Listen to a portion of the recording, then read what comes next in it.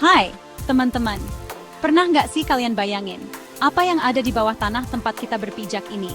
Bukan cuma tanah atau batu, tapi dunia lain yang luas dan kosong kayak bola sepak. Nah, itu dia yang disebut teori Hollow Earth, teori tentang bumi yang kosong di dalamnya.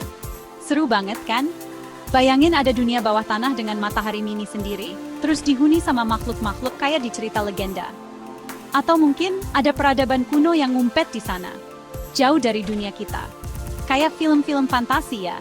Walaupun kedengarannya seperti cerita fiksi, teori Hollow Earth ini udah bikin banyak orang penasaran dari dulu loh. Penulis, petualang, bahkan ilmuwan-ilmuwan hebat juga tertarik sama misteri ini. Kira-kira bener nggak ya, bumi kita ini kosong di dalamnya? Kalau iya, petualangan seru apa yang nunggu di sana? Ide tentang bumi yang kosong ini bukan hal baru loh teman-teman.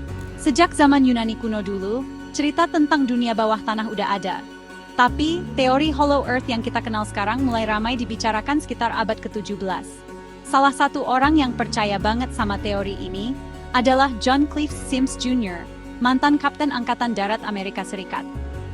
Dia yakin banget kalau di kutub utara dan selatan, bumi kita ini ada lubang-lubang besar yang bisa jadi pintu masuk ke dunia bawah tanah.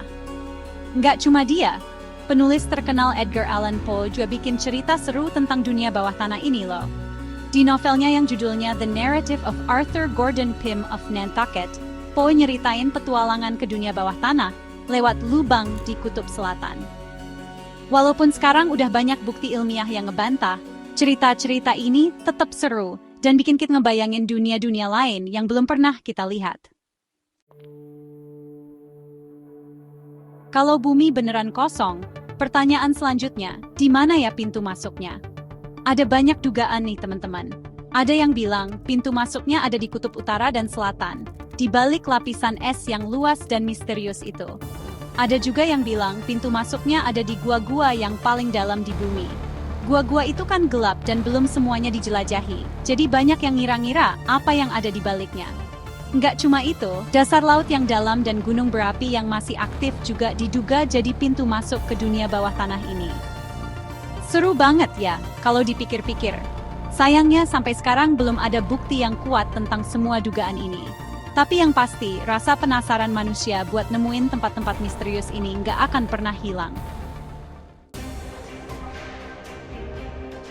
Sekarang, coba deh kita bayangin. Kira-kira makhluk apa aja ya yang tinggal di dunia Hollow Earth ini?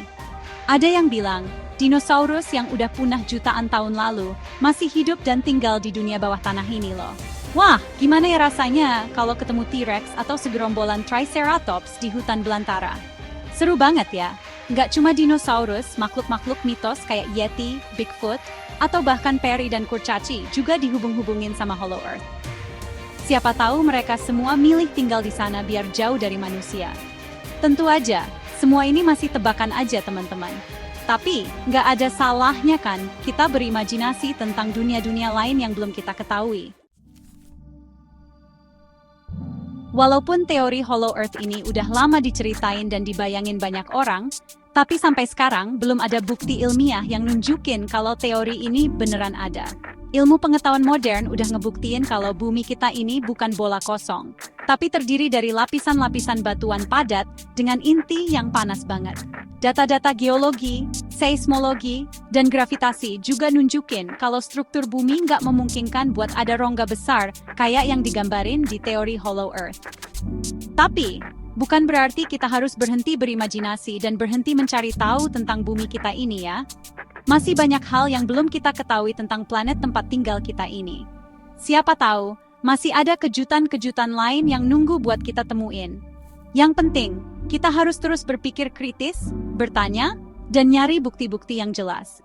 Karena pada akhirnya, sains dan eksplorasilah yang bakal ngebawa kita pada pemahaman yang lebih baik tentang dunia di sekitar kita.